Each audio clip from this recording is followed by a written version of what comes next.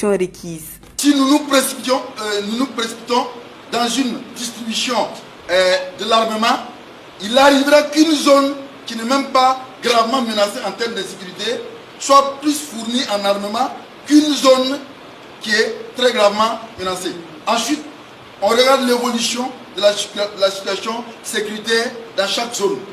Donc nous tenons compte de tous ces critères parce que cette question de BDP est très complexe. Ils sont formés durant 2 semaines avec des modules comme la manipulation des armes à feu et le secourisme. Au regard des enjeux et de la complexité des tâches, ils bénéficieront d'une formation continue. Ce n'est pas en 2 semaines de formation qu'un VRP devient hyper combattant, il faut se le dire.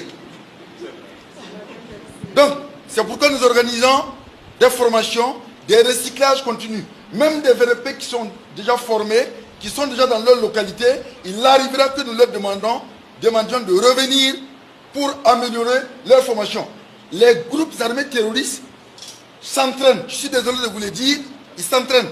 Selon le chef de corps du 12e régiment d'infanterie commando et commandant du secteur ouest du groupement des forces pour la sécurisation du Nord, la participation des populations constitue un grand pas dans cette lutte contre le terrorisme. Si les VRP sont très bien encadrés, s'ils sont bien recrutés, s'il n'y a pas d'infiltration, parce qu'il y en a eu dans certaines localités, je vous l'ai dit, s'il n'y a pas d'infiltration, si tout le monde est debout pour la cause sécuritaire de sa localité, de sa province, de sa commune, ben, à un moment donné, l'espace géographique au Burkina va devenir restreint pour les terroristes.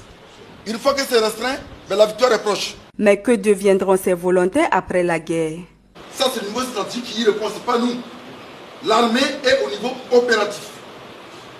Donc cette question de qu'est-ce qu'ils deviennent après le tournant, ça c'est au niveau stratégique et politique. Des citoyens émettent eux aussi le souhait de voir des détachements militaires ou des camps installés dans des zones sous menace terroriste. Pour le lieutenant-colonel Mohamed Arsalam Emmanuel Zungrana, les effectifs de l'armée ne le permettent pas. Si l'armée pouvait être déployée partout